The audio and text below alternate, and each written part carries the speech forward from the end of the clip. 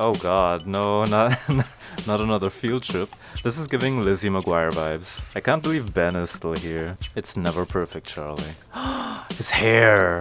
Guys, wait, hold on. That's a spoiler, but I don't even care. He fixed his hair. So we're back with Heartstopper Season 2. Yes, I know I'm late, shut up. A lot of stuff happened in Season 2. Stuff I was expecting and stuff I was not.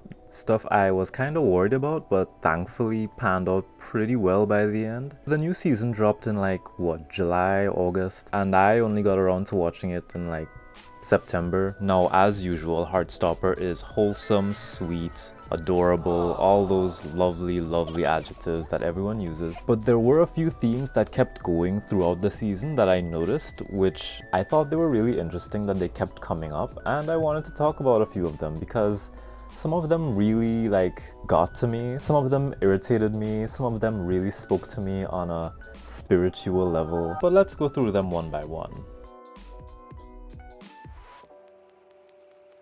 Oh, hello! I forgot her name. Oh, Imogen, right, yes. Also fancy someone else now. Who? Not Ben. Please. Please, not Ben.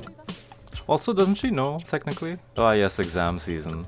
Also very relatable. I hate it. You're not joining again. You literally quit yesterday. It was 2 days ago, Charlie. 2 days! You know what's really dumb? That they haven't been caught yet. They take a lot of risks. The fact that they haven't been caught is kind of unrealistic at this point. What are we doing? A theme that we kinda started off the season with right away is Nick's pressure to come out, and doing so rather fast. If I'm not mistaken, it had only been like a day since the last season, and what, a week after Nick was trying to come out to Imogen? Despite our ally Imogen clearly knowing. Small tangent here, there's no way the whole entire neighborhood doesn't know. This is very obvious, literally everyone in school knows. Anybody looking at you two and it's like, wow, it's so obvious. It's beyond obvious, in fact. Y'all kidding yourself if you think people don't properly know. Y'all are so obvious. How does anyone not know? Look at this. Hey, well, let's keep it a secret, but also let's not. So obvious. There's no way everyone doesn't know. Everyone. I have the mind of a master, what's that? But anyway, it's good of Nick to try, but I always think that it's best to make it happen when you feel comfortable enough to push past your own nervousness by yourself. As nice as it is to have the support or encouragement of your friends, sometimes you just need to find the right time on your own. I know personally I'd absolutely hate it. Nick coming out to Imogen is something that needs to purely be on how he feels at that moment in that time frame when the moment is right. So setting a date and having all your friends one would say support, but at the same time it's also a kind of added pressure.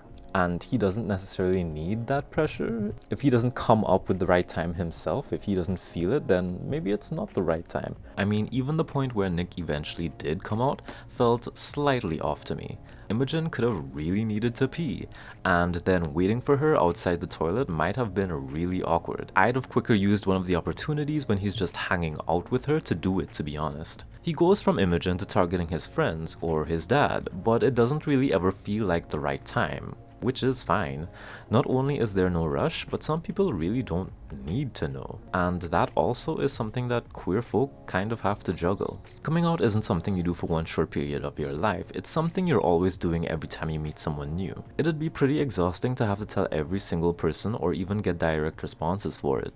But the point is, they're stressing a bit too much about the coming out. I felt like even though Charlie was more than accommodating about Nick coming out, Nick still felt the pressure to come out for Charlie. Obviously, Nick being out for their relationship is something that Charlie wants. Amidst all the pleasant communication, I feel like there's still a few hang-ups regarding each other that the boys aren't directly expressing. Meanwhile, you have Charlie who wants everything to be perfect when it is not in his power, wanting to give Nick anniversary gifts and protect him from all the bad things in the world and I can make sure that he never feels pressured. Nope. Stressed. Nope. Scared. Nope. Those are all incorrect statements. Everything's gonna be perfect. Honey, You've got a big storm coming. Oh, Tori, help him. Why does she look like she's always about to cry in this episode? That's awful. I can't believe he thinks that. This is gonna be terrible. I'll be honest with you guys, I couldn't help but laugh at that. It's sad, but hilarious at the same time. You can't white knight a person's journey through life like that. It's just not possible, especially since in a realistic world, you're probably not going to be together for all of Nick's growth. Someone save this sweet summer child, cause he really thinks, he thought. Even though Charlie has his lovely relationship, he's still internalizing pressure to control things to be perfect. And when he can't, it kinda wrecks him. So now the only thing he can control is his food intake, which ironically he can't properly do either cause too many people are gonna get on his case for it. Charlie, you're gonna fall over and break something. Oh god, I hate feeling faint. It's kind of... Is it your fault, Nick? Is he trying to be skinny? Nicky needs to tell him he's skinny more. We also have Tao and Elle. Elle's pretty chill, but Tao, I know his little date proposal was supposed to be like really cute and really sweet, but it's not giving. His hair, while an improvement, I wasn't digging the slick thing, nor was he pulling off the outfit. The outfit was fine, but you gotta wear these things with confidence. He was wearing it like a teenage boy. And teenage boys have no fashion confidence. For the most part, I like how this relationship ended up resolving itself over time. It's a very relatable issue of navigating friendship versus a romantic relationship and being a little hesitant about getting too involved. I'm pretty sure I was of the same opinion as Tao when I was their age, but I suppose with age does come wisdom. A romance doesn't have to ruin a friendship. A part of me thinks that Tao's odd look was intentional to show the poor vibes of him pressuring himself to make a big gesture to Elle. So naturally, in trying too hard, Elle's not feeling it, and they have a bit of a fight. Tao's feeling left behind once again, and Elle's feeling the awkward pressure of it. Like, I can't take the pressure of it. But don't you think any job interview... Also, I always get rather sad in this moment that Charlie can't be there for Tao when Elle has her new friends to stick by her. I mean, Charlie's going through the whole thing where he's kind of neglecting other things in favor of Nick. Now we don't have time to talk to Tao about his relationship problems. It's when they let the vibe flow that they have way more success in their endeavors, though much like Nick and Charlie, a bit overzealous in their need to make out all the time. Finally. Alright, no more drama, no more awkwardness. Don't do it. In old films, whenever a girl would get seriously kissed, her foot would just kind of pop. Is this all y'all are gonna do? Whatever happened to like actually doing things that y'all liked? Also, I can't believe you didn't lock the bathroom door. It's a bathroom, you can lock the door. Stop. That's your fault. Yeah. Tao, please. No hanky-panky before marriage. Flashback. Like, before they continue, I have to say, Charlie, you're an idiot. In case you haven't noticed, I don't think you understand the implications or where all of your making out is going to lead. You two are two teenage boys, and y'all are gonna be very excited. So, y'all absolutely cannot be sleeping over in the same room. And lastly, on the pressure train, we have Tara and Darcy, who I wouldn't necessarily have thought they'd have their particular type of drama this season, but they actually kinda did. By the end, it turned out to be something really relatable and kind of traumatic and kind of dramatic, and I actually really liked it. But initially, I wasn't 100% sure on the direction they were going. Darcy was a bit taken aback because Tara said she loved her, which at that time really wasn't a big deal, which Tara herself said. But then Tara started getting inside of her own head about the proclamation and how Darcy didn't say it back, which was kind of strange. Elle told Tao that she loved him in the last season, and it wasn't a big deal because not only was it casual and not some big profession, even though for her it could have been something romantic, but it was still valid because love exists in all kinds of forms. Yes, your romantic partner can also be your best friend who you love. Tara saying "that's why I love you" in the context of the situation felt even more casual than when Elle said it, and felt so natural that you'd think it's something they've already said numerous times. So not only was it not a huge moment, but there also should have been no pressure to reciprocate the words. It's a topic that I've seen in a couple shows growing up. But really, what do you expect? Either they say it back or what? You break up with them? Is it a red flag of some sort? Like, the proof is in the pudding, guys. If someone loves you, they don't need to say it. It's something they feel. It's not really a rehearsed thing. It's not a formal thing. It's not a routine. It's spontaneous and from the heart. And it's not really right to expect that of someone else just because the time was right for you.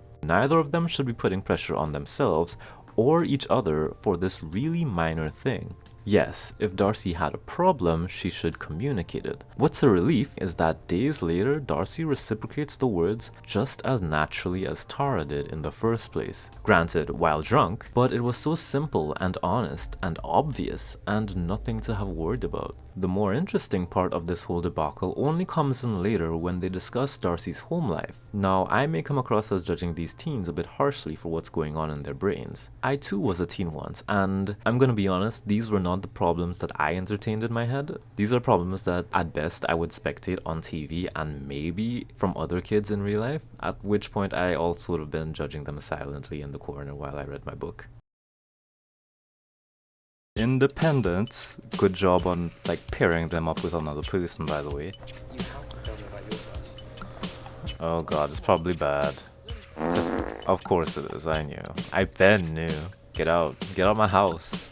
Ugh. This PTSD, stress, trauma. Oh my god, stop. Is this a normal sanctioned park? This better not just be random in the middle of nowhere woods. Oh, this is so rigged. What the hell? Oh, well, we're gonna send the two gay boys, and then we're gonna send the two lesbians, and then we're gonna send the two enemies. I'm like, what is happening? Woman, get off the floor. Everyone has been there. You have lice, you have COVID, you have everything. You have every germ in this world on you. Y'all really doing all this in a hotel? No. Everyone's just making out everywhere. Like, who are these people? Unexpected plot twist. For the season, Isaac happened to be one of the most relatable characters in the season for me. And I'm not Aero Ace like him, so it really makes you think. He has his own small arc regarding him understanding his own sexuality and coming to terms with the notion that he may be Aero and or Ace. Even if you don't relate to that particular sexuality, a big chunk of the LGBTQ know the feeling of not being attracted to someone who may be interested in you, or someone you've been told is conventionally attractive, or someone who you just think you should be attracted to and it's just not there. And then you realize it's never been there for anyone with particular attributes and yada yada yada. Put a label on it. What really stuck out to me in Isaac's scenes were those few key moments of just loneliness. And this may seem like an odd concept at first, what with him being around his friends all the time and having someone trying to pursue him romantically, just feeling like you don't belong.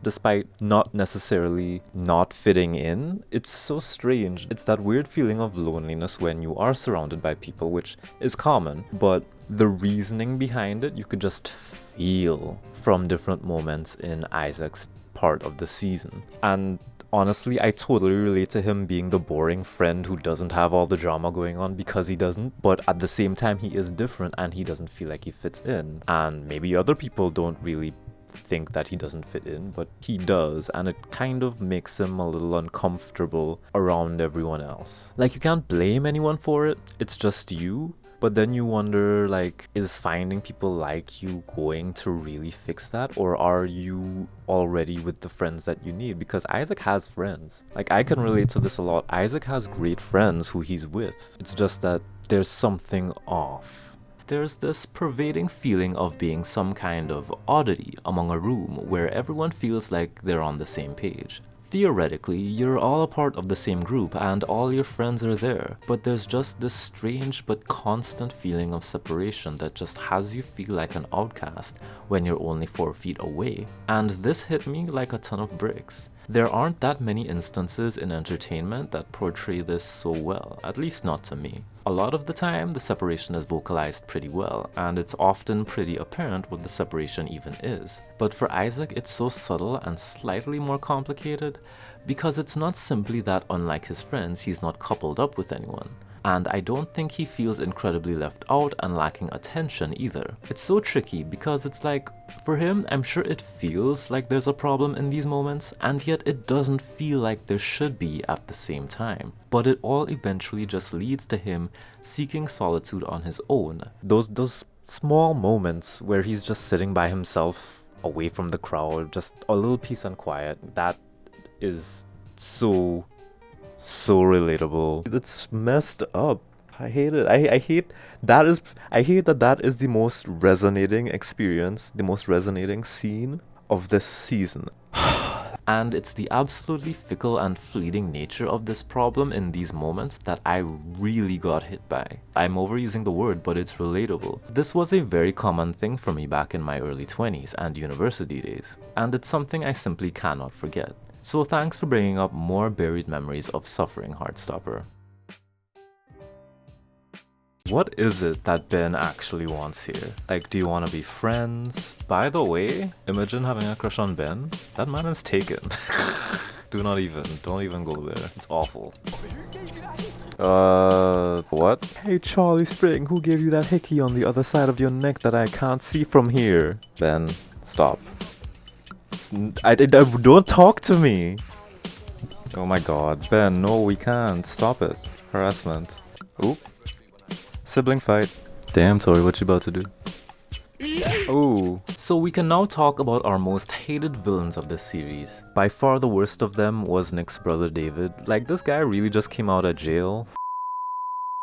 Like, this guy really just came out of university where he should know better, especially in our year 2023. What kind of caveman era did he belong to? Not even his dad is that bad. There's not enough evidence on how David became the way he is or what his insecurities are to say why he's being an asshole. But it needs to stop. I don't know where he adopted it. He didn't adopt it from his family. Maybe it's his friends. He has this weird obsession with his younger brother's life, which, no, stop. Nick's life isn't his to dictate. And quite frankly, this is one of the best ways to speedrun making sure your relative never wants to have anything to do with you the moment they achieve any sort of independence. Like, I don't get this. Like, for those of you who have siblings, do not feel entitled to your siblings anything, especially when they're as old as Nick is. Thinking that he can just waltz into Nick's room, even joke about having a say over who Nick is dating. Clearly, the two of them aren't close like that, and yet he thinks that's a thing. He deserves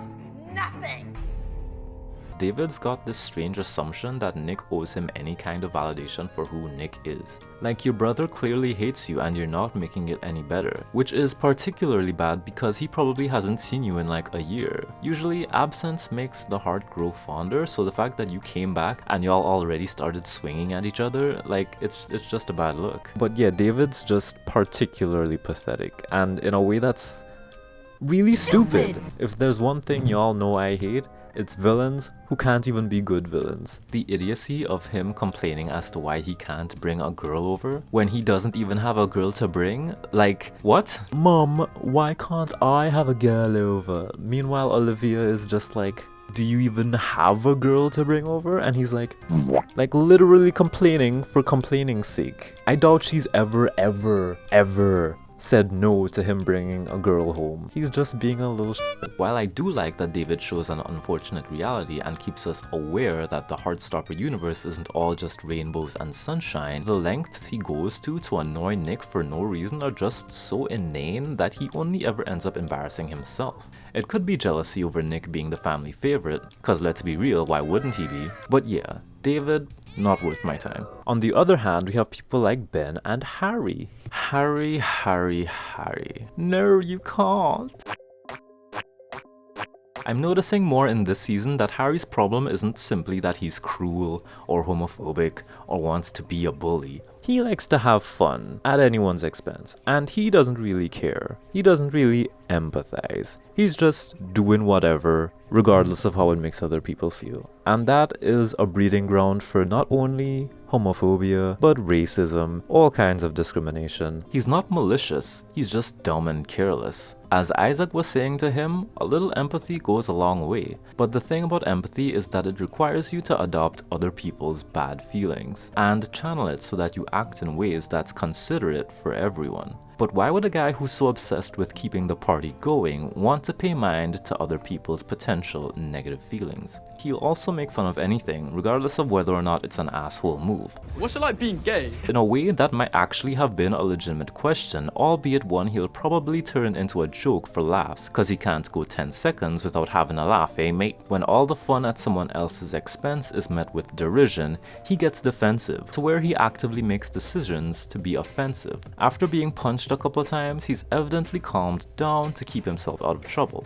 And a couple nice gestures of his were actually regarded pretty well. Those gestures aren't actually out of character for him entirely, nor do they indicate a deep change in who he is. When the motivation for him apologizing further to Charlie and Nick is getting into Tara's party. Hold on, what do you have to say? I know I've said some homophobic stuff in the past, but I feel like I know better. That's not the point. No. No.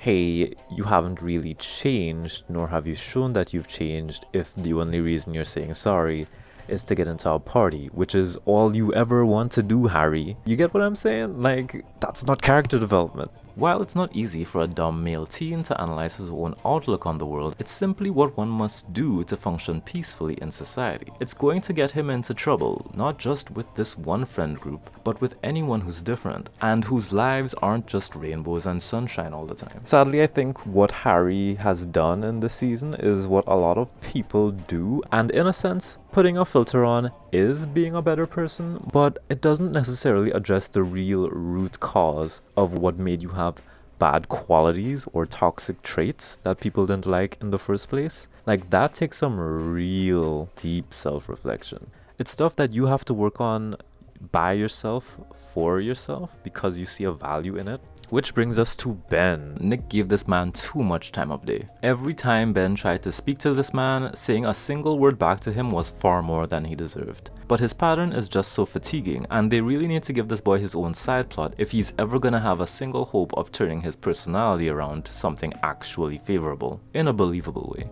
Ben's issues come in two parts. The first and much bigger issue is that he's incredibly selfish in that he wants everything his way. He wants all the popularity and is willing to sacrifice none of it. His second issue, his cowardly insecurity. He buys so much into public opinion of himself that he's too scared to even acknowledge the existence of someone who supposedly makes him happy. When you combine these two issues, it sets up the problem his character has now. If Ben weren't so caught up in what other people think, he would be at least a little more willing to express himself better in public.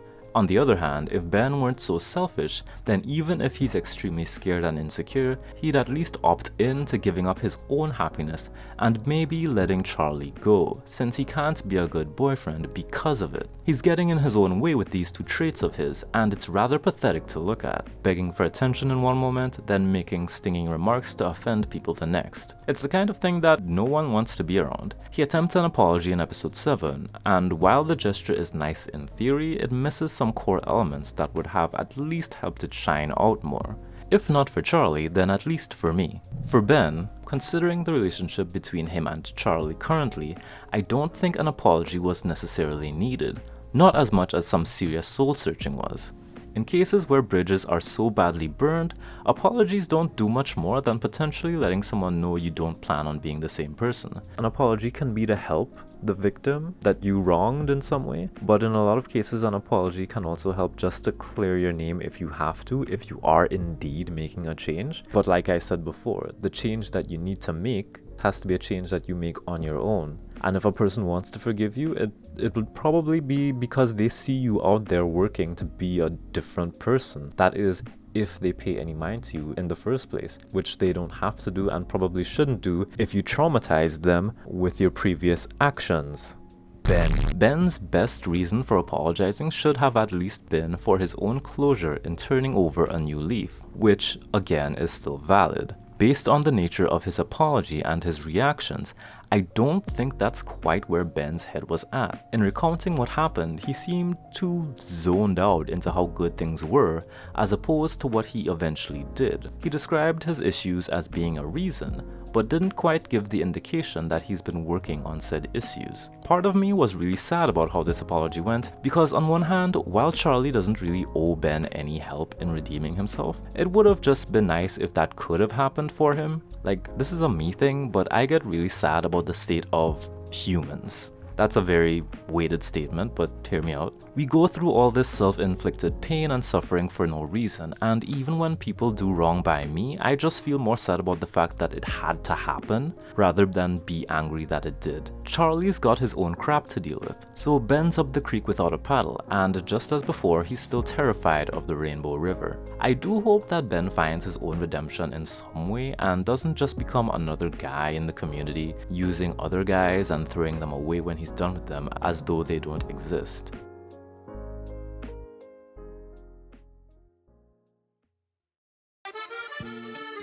Oh, you didn't know this? Oh my god. Nick, you're such a liar. I thought Charlie knew already. I thought he was the first to know. I can't believe you haven't told him. You have some splaining to do, mister. Okay, but talk to me like that, though. You lying ass. That's so hot. What do you mean? Everyone loves the fact that you speak French. Did you not see? No. Leave me alone. Also, don't run. This is an expensive place, guys. Don't run. Jesus Christ. Are you guys allowed? They are not allowed. Did you get any permission? Your teachers are gonna be worried sick. Ben, why are you here? Who are you? What is going on? Wait, what? What is happening? No. Oh my god. Tao. Jesus Christ. This is very suggestive. Okay, I'll need to stop. Well, I mean, you can continue, but like, I don't need all the footage. Y'all are giving each other really mixed signals. Like, so which one of y'all is asexual? So are you two the only teachers here? No way. I guess we're sitting in the same bed today, Mr. Farouk. This is gonna be very professional. Oh god. Hold on. Y'all, slow down. Your balcony is open. I like how they censor the teachers, because that's gonna go places. God, this soundtrack is immaculate. Ugh. They pick a great soundtrack just for like pure feelings, man. Vibe. It's just vibe. It's just vibe. Top to bottom. The only other part of the season that almost made me cry was the section with Darcy and her mom. Some girl answers the door and you're just gonna be rude? Hi. Hope we don't take cold calls. Sorry.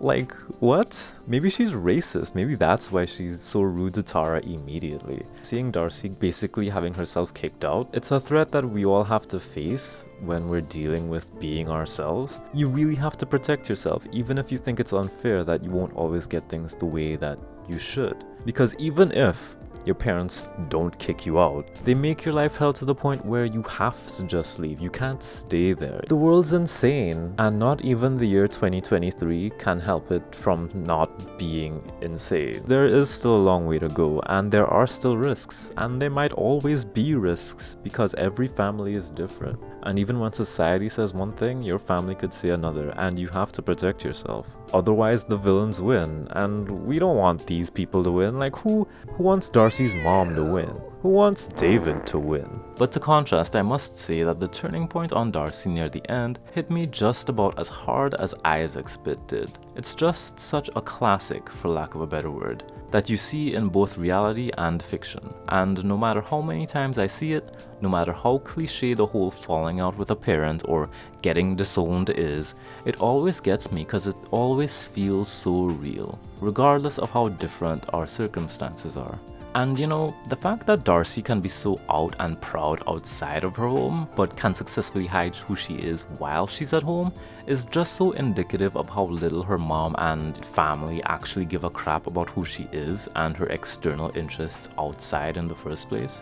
What I found so refreshing about the last episode is that they just went home after the prom. It was a pretty early prom, surprisingly so, but maybe it's different in Britain. I had never had a prom. Well, technically I did, but it wasn't called a prom, and it was honestly just a big massive party, which I kind of just stood around and was a fly on the wall for. I should tell that story sometime. That's another video. Anyway, yeah, they kind of just went to Nick's house after prom and had a chill time, and it was great, and I kind of loved that, and I kind of wish I had that. No better way to spend the end of a school year or semester or term and just chilling out with your friends after you had a nice time out. Nick had a bit of a talk with Charlie at the end, and of course Charlie opened up, which is really healthy, and I'm hoping that Charlie takes more of the opportunity that Nick is giving him to try to help himself in any way that he can, recognizing that he might have a problem. While Nick makes him happy, Nick was so good in realizing that not everything is fine. Another testament to the fact that just because you have a significant other or a partner in life doesn't mean that they can make up for all the problems that you might be going through. A part of me was really hoping that when Charlie was typing out the I love you message, probably add a 2 to the end. Like, I love you too. Cause Nick was about to say it. Like 5 minutes later, Charlie was totally into that too. So like, go for it. I mean, it might be putting words in his mouth, but I mean, he said 2 out of 3. You might as well just finish it for him. Like, come on. Anyway, thank you guys so much for listening to me ramble about Heartstopper yet again. At least I was a bit more directed in my thoughts this time rather than gushing over my own personal high school crush. Now personally, I always need a break.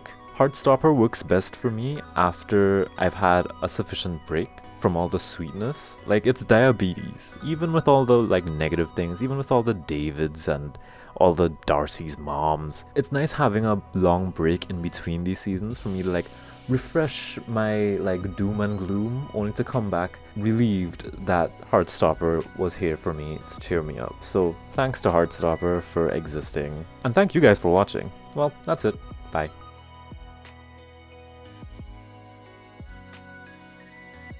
Can we get a spin-off series with these two, please? I'm deceased.